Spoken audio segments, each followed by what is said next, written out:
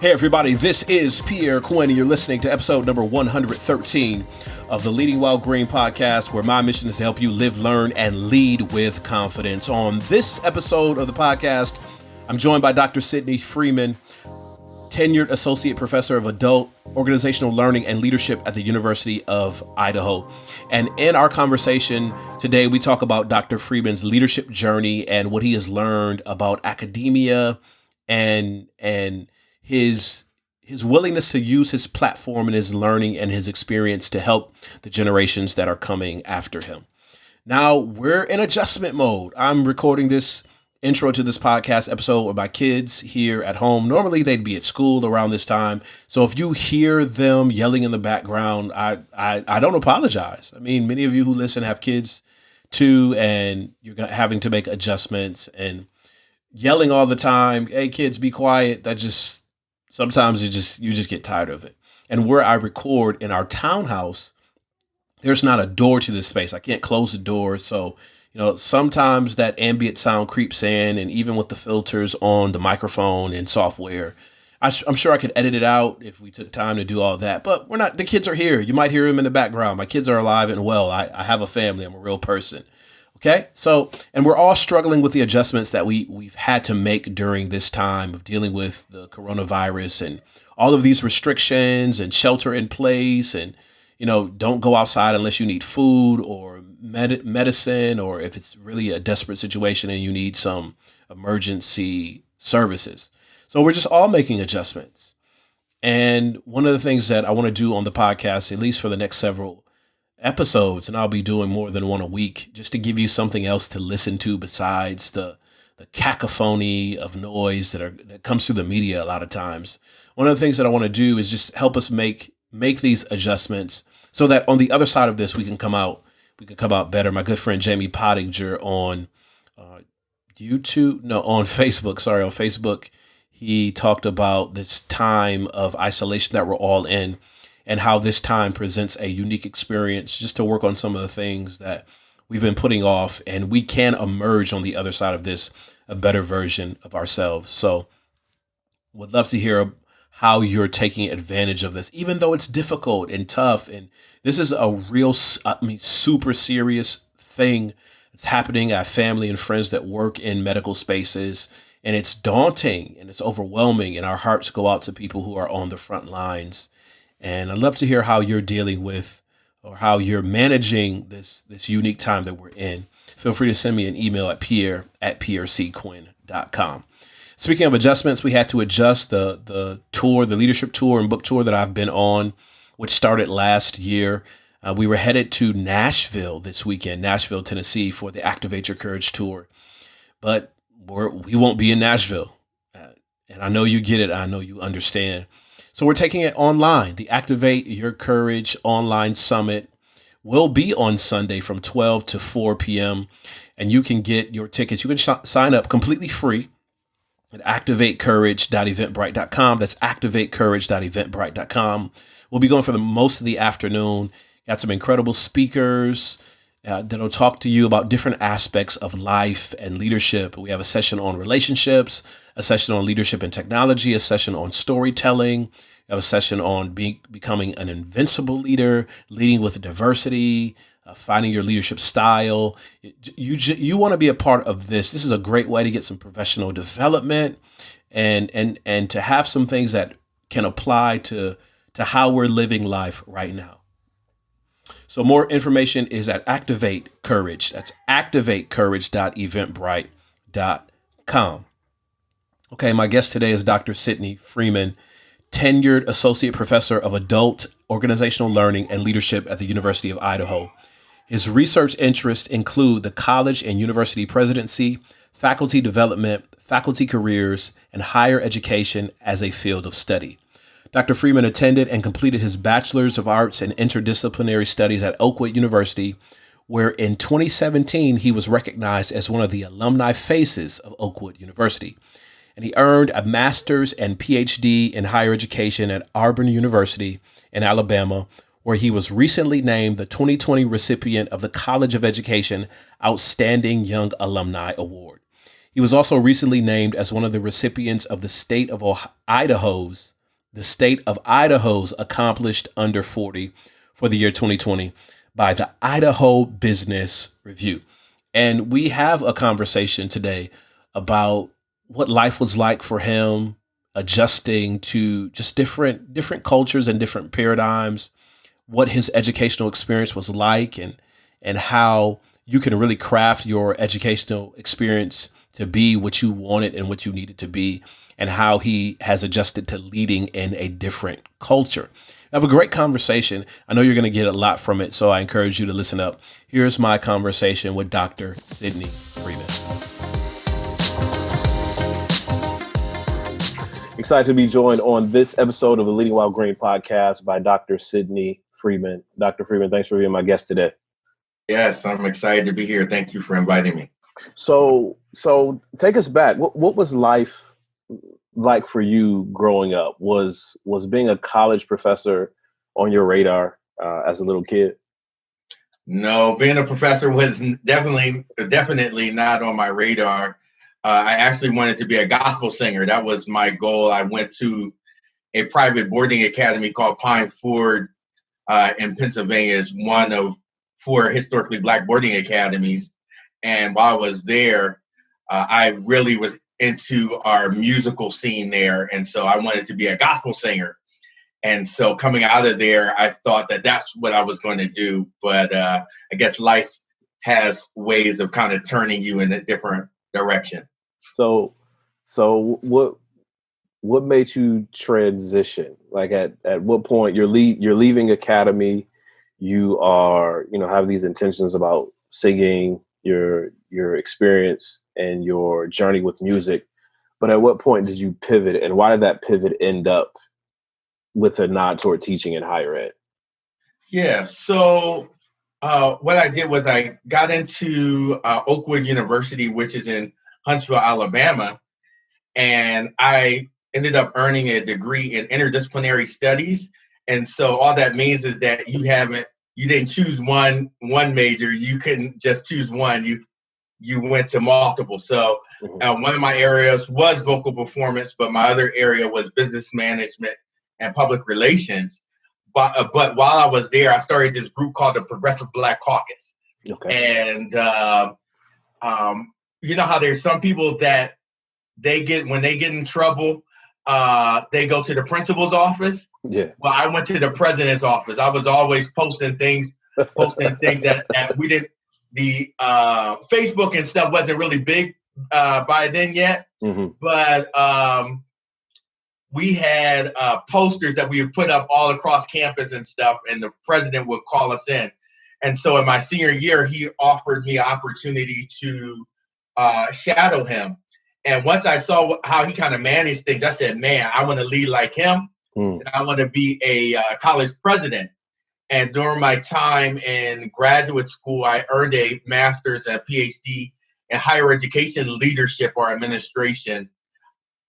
During that time, I learned that if you want to be a president at a strong university or a top tier university, many of those individuals have faculty experience. And so I started out, once I left Auburn with my Ph.D., I actually went to Tuskegee University, where I became an administrator.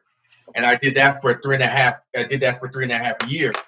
But while there, they didn't open up some opportunities for me to be a faculty member. And I knew that I wouldn't have the credibility to do some of the things that I wanted to do long term if I stayed in that position. And so the University of Idaho, by fluke, opened up a position. And I saw the position online posted by a mentor who at the time was the chair of the department. And by the time I had applied for the position, he had left to go to Australia. He went to Australia. And so I ended up, my application was still in, and I got a random call when they said, Sydney, are you interested in still coming to campus to visit the University of Idaho? And I thought it was kind of this fluke Yeah. And I actually went out there, and it got really serious. They were really serious about what they were trying to do here at the university, and they believed that my skills aligned with the direction they wanted to go. So let's go back. I want to unpack this part of your narrative a bit more, but I want to go back and let's talk about interdisciplinary studies. Yeah. There's like this feeling that as a young person getting ready to go to college, and I know I have some college students that listen to the podcast, that I need to have it all figured out by the time I get there freshman year. I need to have my major declared. I need to go start down that road. But you're an example of a person who graduating in interdisciplinary studies, pulling different pieces together for your academic journey. What do you feel like was the benefit of going that route versus picking, one solid major as part of your journey? So I see majors as language, right? So it gives you a set of tools in which to address problems. So a historian addresses a problem using historical methods. If you're a musician, you think about how do you move people using the arts, right? Mm-hmm. So every discipline has their tools, but also it has their language. So what it's afforded me is the opportunity to speak multiple languages, disciplinary languages. So for instance, I can sit with musicians and talk music talk, right? But then I can talk to business people and talk about leadership, or public relations people about marketing and advertising. I know the differences between those things. Now, I wasn't a master where there are some people that really drill down, but I could have conversation. And all my degrees actually were not, all my degrees, even my master's and Ph.D., are what they call generalist degrees. So they're not disciplinary degrees when you think about history or biology, these solid degrees. But I think I'm of the opinion that people put too much weight on the undergraduate degree. I actually believe that that you should get your undergraduate degree in what you want to, and then when you get to your master's, you really hone in on what you want to do. I think there's so much pressure, and I get it because parents are paying so much money that people they want a return, a definite return on investment early on. But if I were to talk to my brother or sister, that's the kind of advice I give them. When I used to teach college students, I would tell them that the collegiate experience is really only about 70% getting your degree. The 30% is that intangible stuff, that the networking, the life skills, the relationships that you need to make, that you're going to have to call on people after you graduate. And you were talking about Idaho. You talked about a mentor posting a job opportunity. Mm-hmm. How important is it for us, no matter what stage we are in our careers, but especially in the case of academia, to really connect with people beyond just doing the job or doing the assignment? Yeah, I think that one of my mentors told me this. They said, Sydney, you have great skills. You have great networking skills, and you have the soft skills. But what you need to do is work on the hard skills. And so there's kind of this balance, right? Mm-hmm. That you have to be able to build relationships. So one of the things that really kind of threw me off with this particular mentor when I was in my I believe it was my doctoral program, the beginning of my doctoral program, he told me that, your relationships with your professors now are reciprocal.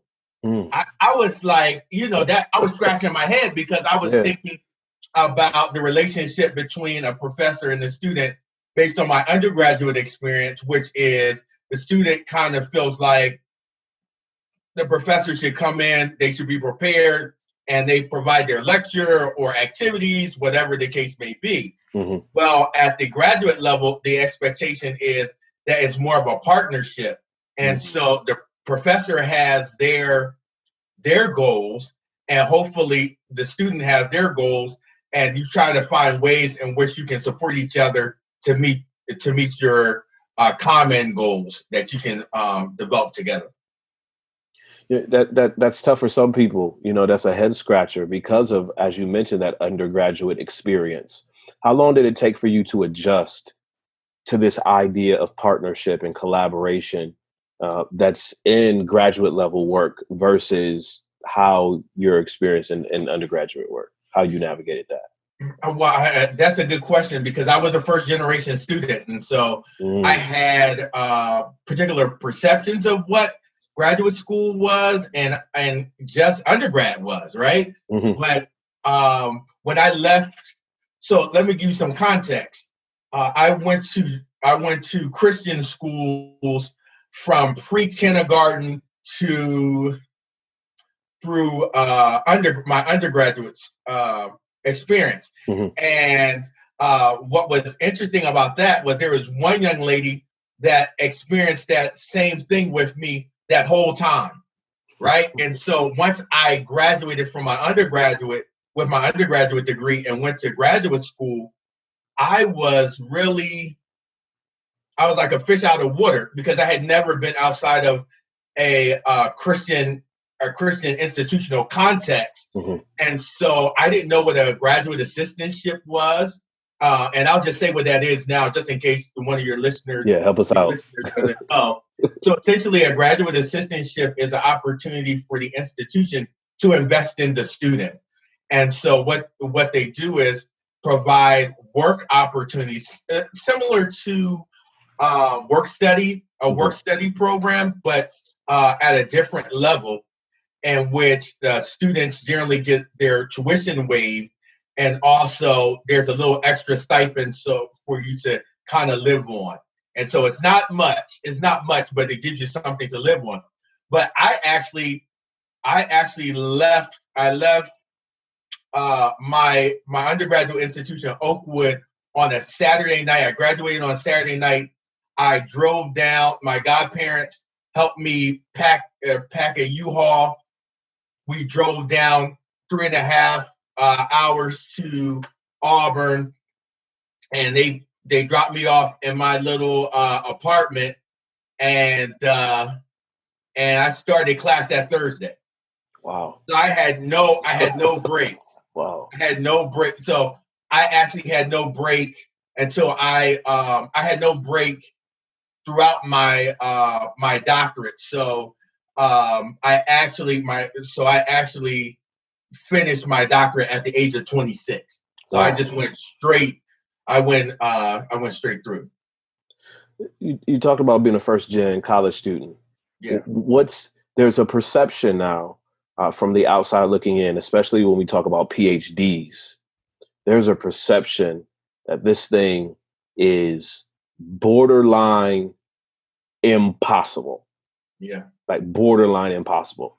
How does a first generation college student that comes from a primarily Christian context with not as much exposure to some of the nuances of traditional higher ed, how do you go from that to having your PhD before you're 30? How did you navigate that experience? Well, I think a lot of it is relationships and persistence. One of the great things I have to give my undergraduate institution and my my high school institution is that they may say at our schools that we may be arrogant or whatever the case may be. However, they instill in us, you're not second rate to anybody, right? And so even though I didn't understand all the nuances of the context I was in, I never felt less than other people. That's good. Right? Yeah. So I knew that Harvard was a elite institution, but I didn't feel any less because I didn't go to Harvard. Yeah. Right? So with that instilled in me, I began to develop relationships with people. And I always had in the back of my mind that I only had one shot. right? So that's a different type of, I didn't have my parents to, oh, I take a gap year, or, oh, I'm taking off. Listen, my mom said I have 4 years to help you. That wasn't even, I was still paying the majority of it. I was working 2 and 3 jobs at Oakwood. Mm-hmm. But and I did the same thing when I went to Auburn. But I had this window of opportunity to maximize it, and so any opportunities I squeeze it for mm-hmm. all I can get. So a lot of it is building those relationships with those who know the game, and I would say that academia is a game. And once you learn the tricks of the game, you can be successful. I can share more about a few of those later. Okay, so let's talk about kind of cultural shifts, and we mentioned one, getting to a public institution after having this experience in a Christian environment and Christian education all of these years. What about now this experience? Because you go from Oakwood to Auburn, right? Auburn, yeah. And that's what, 3.5 hours? Yeah, south. That's 3.5 hours south. So we're in Alabama. All right. And I'm originally from Camden, New Jersey. So I'm away from home. Wow. This is not like I'm with family or anything. So we go from Auburn, Alabama to, I mean, you talked about some steps in between. You talked about Tuskegee, but ultimately where you are now. Yes. Okay. Only thing I know about Idaho are potatoes. Right. What was it like for you? Because I'm guessing, in essence, you had to deal with some culture shock and cultural adjustment as well.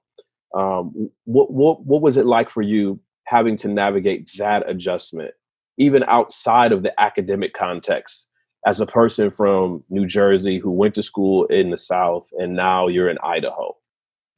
Yeah, so it was an interesting time when I arrived. Obama was still president. It was fall of 2015.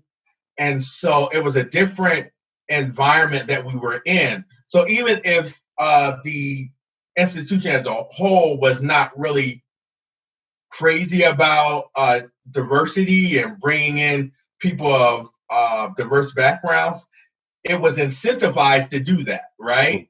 And so when I got here, I was hired by a particular dean, and I was hired by a particular provost and those kinds of things.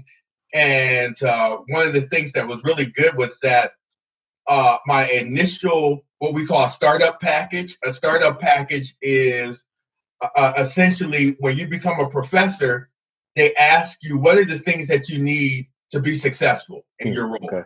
Okay. And so you give them a list of things that you need. They may say, well, we can give you this, but we can't give you that.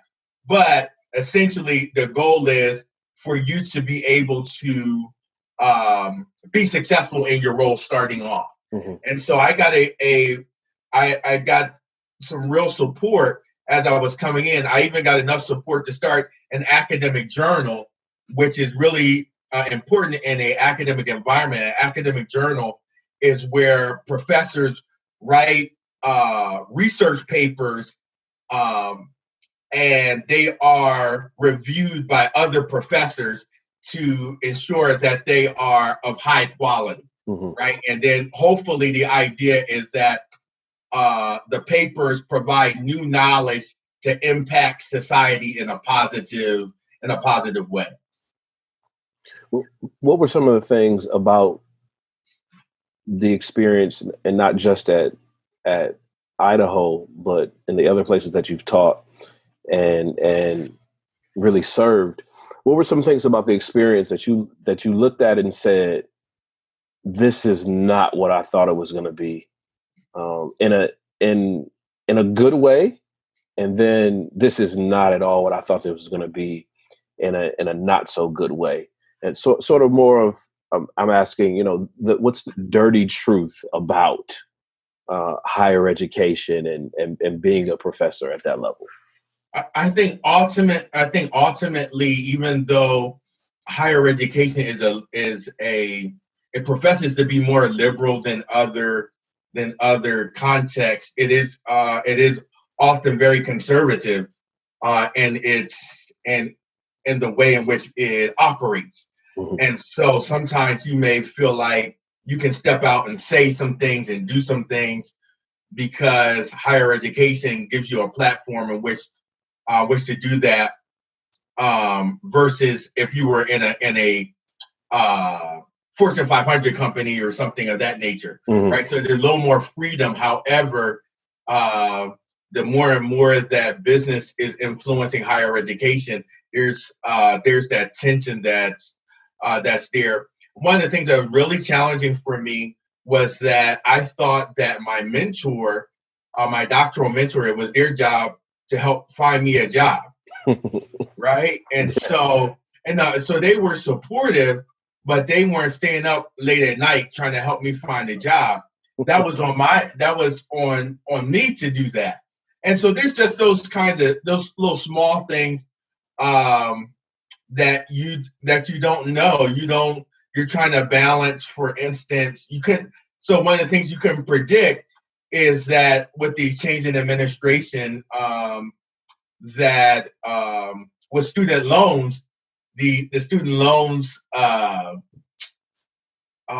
interest has gone up over mm-hmm. the years, right? In an exponential way. And so now, even though you have your doctorate, you're also dealing with a certain amount of debt because you've invested into your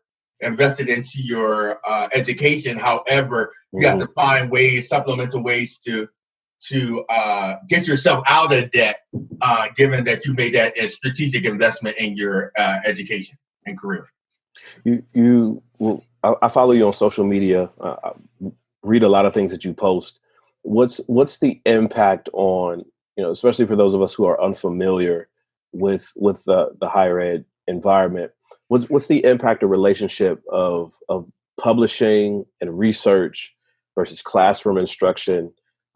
Because there are some people who think, okay, I want to pursue a PhD, but we have no idea, like, where do I go with that? And I don't want to teach. I want to do research, or I do want to teach and don't want to do research, or, not knowing that there are different configurations. What's the setup like for you? And then what are some of the options that are out there? So the setup for me is that I am what we call a tenured faculty member. And what that means is that back in the 1940s, one of the things that was really challenging was that professors would speak out on areas of their expertise, and businessmen and politicians would put pressure on college presidents and faculty when they would speak out on things that were not favorable to those particular groups, right? And so what they came up with is this idea of tenure, which would provide, a form of free speech protection for people to be able to express, particularly in their area of expertise. Over time, it's evolved, and given the precariousness of job security in any field, it's become more about job security. And so what ends up happening is a person, this is the general process that they go through. And I'll tell you about my process, which was a little different. Mm-hmm. The general process is that you graduate with your PhD, you get hired by a institution to teach classes, but also to do research and do outreach, which is how do you transition the research that you do to impact a community. Okay. So you do that for 3 years, and your colleagues within your department in which you work for, they review your materials, the work that you've done, and give you feedback on ways that you can improve, right? After those 3 years, you do another 3 years, taking into account the information, the feedback that you receive from from your colleagues. And then in your 6th year, you do what is called, you go up for tenure. What that means is you identify individuals in your field. So let's say if you're in biology, you find biologists that are at similar institutions to review your work, right? All the work that you've done from year 1 to year 6, right? They review it, and then they're not only they review it, your chair of your department reviews it. After they review it, people within your department review it. Then people within your larger college review it. Then the dean reviews it. And then it goes on and on. It goes to the university-wide. There's a university-wide committee that looks at your work. And then ultimately it goes to the president and the board of trustees. And then they offer you tenure. Well, my process was a little different in that I published pretty well while I was at Tuskegee. And so in the 3.5 years that I was there, I had already published at least 10 articles and written a book. And so although I had no faculty appointment, I was able to, how should I say this? I was able to earn the rank of associate professor coming in. Now, let me say, here's the hierarchy. So there is assistant professor, associate professor, full professor. So I've never been an assistant professor. So I totally skipped that step and became an associate professor. But I still had to go through the tenure process, but my process was expedited. So I did my 3rd year review in 1.5 years. And right after I got the feedback from the 3rd year review, they just put me through the tenure process, and I went through the tenure process. Wow.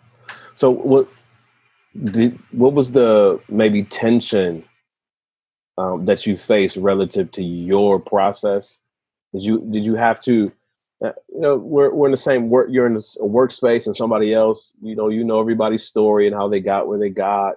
Did you have to navigate any pushback from your other colleagues about your particular process? And if so, how did you navigate that? Yeah, so we have in Idaho and in various spaces that are I would say white dominated spaces, there is what we call a culture of niceness. And so what I mean by that is, whereas I was coming from a Black environment where if they didn't like you, they would say, I don't like you, right? Or you knew where you stood. Whereas in a white environment, because they did not want to be called racist or whatever the issue was, the cultural issue was, they may smile in your face, but they may not, you may find out in a different forum, oh, they're upset because you make more money than everyone else in the department and you just got here. Oh, you came in and you're at the associate professor level and you didn't go through the assistant professor level. So they were happy when I was coming in and I was assistant professor. But even though no one could argue that I did not deserve to be an associate professor, it was just that it was out of the norm. And so there was conversations about, he makes more money than the other professors within the department. I think I was the number 2 person underneath for a person who was already at the full professor level. So you have people that have been there 15 years, so on and so forth. And you come in and you're Black and they've never had a Black person in there before. And I think I'm 30, 31, somewhere in there. And I have dreads down my back. So this is a whole new thing that they're trying to kind of make sense of. And so I told some students a week or so ago that if you're going to do something like wear long hair or do something that's kind of out of the norm, that you need to be excellent in what you do. Don't try to, wear big earrings and do kind of, show your tattoos and all that kind of stuff, and you're not bringing a lot of value to your environment. That won't work. There is some. Well, I know you've written a lot about a Black professor in predominantly white institutions and how to navigate that landscape. What advice would you have for people who say or who gravitate toward only comfortable environments? And I know every environment has its sense of discomfort, but what about the people who say, well, that's why you should never work at a PWI, or you should always do an HBCU, or you should always stay with a place where you feel comfortable? Speak to the benefit of making space and adding value out of something that's your unique comfort zone. Yeah, so I think I will never, my wife and I will never be the same for having this experience in Idaho. Mm-hmm. Climbing mountains and skiing and going to national parks and all these things that are outside of my comfort zone. We have traveled and we've done road trips to North Dakota, South Dakota, Montana, Wyoming, all those things. It's been so enriching because I can have conversations across different cultures. Mm-hmm. I know different areas. I can say, oh, I've been to Billings, or I've been to these, Mount Rushmore. I've been to these different places. I've been to Vietnam. I've been to Israel. I've done these kinds of things that kind of stretch me. Mm-hmm. And so I think it's important. A part of my journey is that I want to be, as you can see with my t-shirt here, is that I try to be authentically Black. And so even in Idaho, I am who I am. But that does not mean that I can't learn from others, build relationships with others. And it's been so enriching. And I believe that it's going to pay dividends. I believe in the future, if I become a president or something like that, mm-hmm. My perspective will be different, given, and I will know how to navigate these environments authentically, being myself. Yet navigating it pretty well. For those who can't say, you're listening to the audio of this, Dr. Freeman shirt says Black professors matter. Okay, Black professors matter. Give us an example of, because clearly you have the drive and the intellect, the grit to succeed academically. Give us an example where in a different area of leadership or responsibility, you were maybe stretched by a mentor, stretched by the environment in general, and you had to really learn and grow in that area of leadership while being successful in a different area. I would say self-leadership. And I would say when I actually went through my tenure process, it was really a hard process, because I was actually, even though I had overperformed. So in my time there, I had within 1 year published 10 articles. Wow. Now let me give you the context. of that. Mm-hmm. So at our institution, you're expected to do 1 or 2 articles per year, right? So for me to do 10, it also created, that also created tension, right? Because mm-hmm. if you're publishing like that, then the question becomes, what are your other colleagues doing, right? Because there's that natural comparison that people begin to do. Yeah. You say, you know, what's going on. The tension became in there that they did not necessarily understand my work because, for instance, I was doing strong work, but I was publishing in the Western Journal of Black Studies, or the Journal of Black Studies, or the Journal of Negro Education, which were Black journals, right? And they're reputable and respected within our community. However, in a white environment, they were not as familiar with those journals, and when they would ask people outside of the institution to review my work, they were unfamiliar with it too, because they weren't sending it to Black people to look at my work.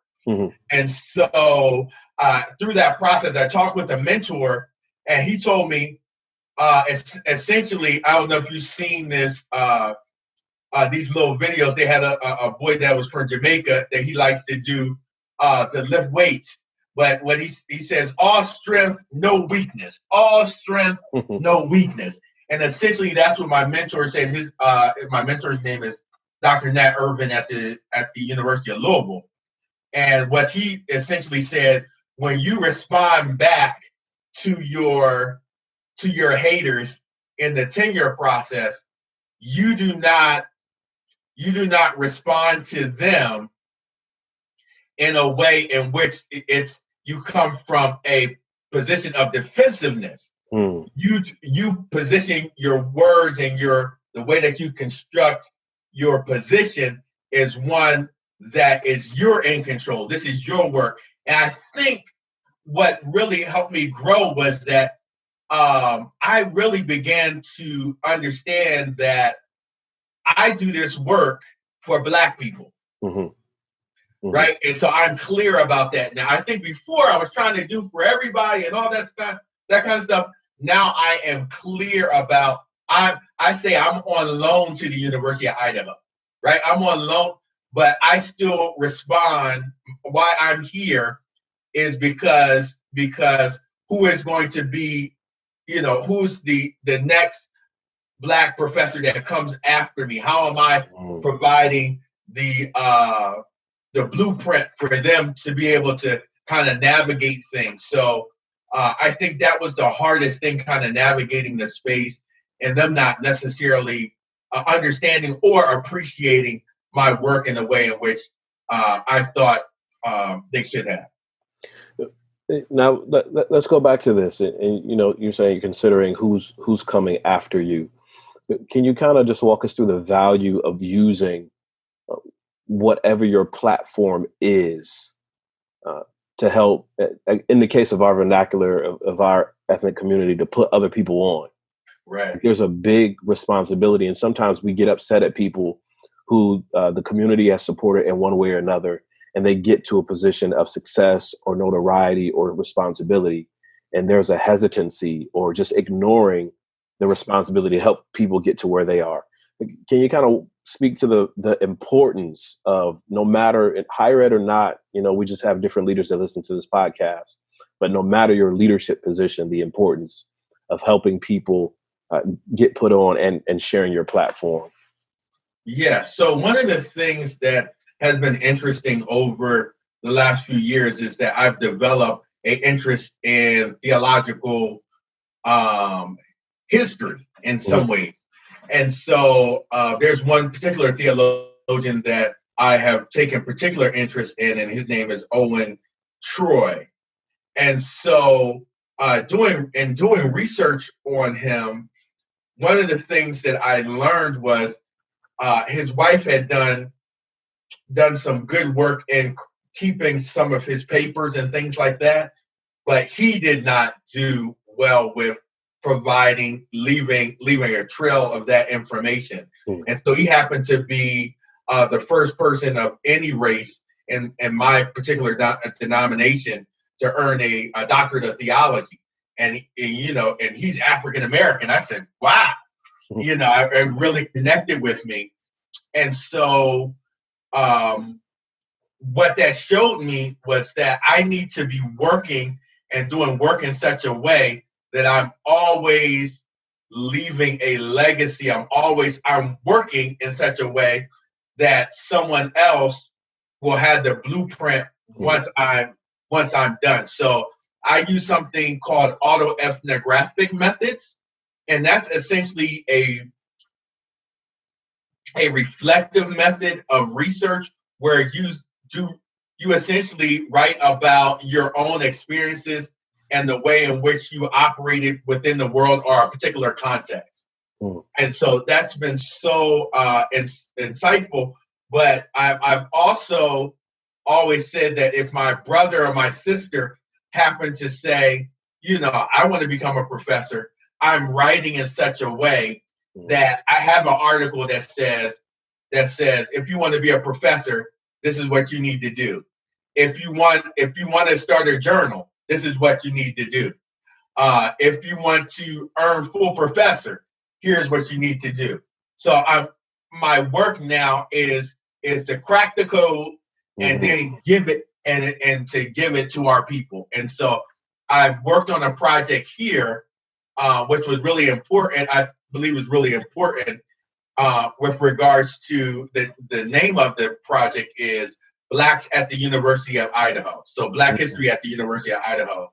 And essentially, we've interviewed African Americans at the University of Idaho and also collated information, whether it's newspaper clippings or other things, to help us understand Black people's contribution to the University of Idaho.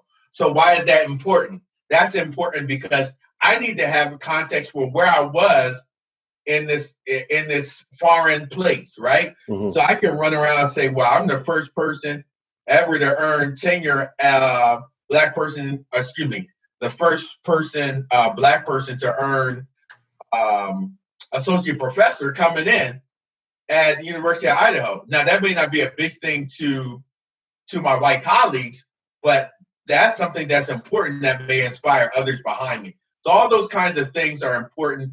My goal is that when I leave, that I've left a legacy. I've left some a trail. I left some little things on the trail so that people kind of know the direction they can go. Where can we find, I call this segment of the podcast sort of shameless plug time. Where can we find more about your work if we want to follow you on social media, if we want to read your articles, if we want to catch up with some of what you're doing in your research? How can we do that? So there's multiple places. If you just Google Sydney, Sydney, Freeman, Freeman Jr., Jr., a lot of stuff will come up, but essentially you'll get my university webpage. Then you'll get a Google webpage where it shows you all my research. I also someone created this. I didn't do it, but somebody created a Wikipedia page with kind of chronicling my experiences so far in my career, and then there's some other things. So the best way to reach me is via email, Sydney, SYDNEY.Freeman, FREEMAN.JR@gmail.com. And I'll be sure to put much of that information in the show notes so people can click and easily find. I know there's going to be an interest in your work, in your journey, and some people may even reach out to you about questions about the Ph.D. and higher education in general. So we'll make sure they get the information that you need. My guest has been Dr. Sidney Freeman, Associate Professor at the University of Idaho. Thanks for being my guest today, sir. Thank you. Great conversation with Dr. Sidney Freeman about his work at the University of Idaho and his leadership journey.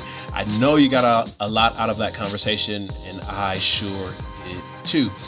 I put some links in the show notes so that you can check out Dr. Sidney Freeman's his work, his research, what he's into, with his contact information. You can reach out to him and ask him about higher academia, about the PhD life, about research, and about his journey. Because he said it in the podcast, he's open and willing and looking to share in his journey to help the people who are coming after him. Hey, that's all I got for this episode of the Leading While Green podcast. You know it's my mission to help you live, learn, and lead with confidence. So until next time, take care and God bless.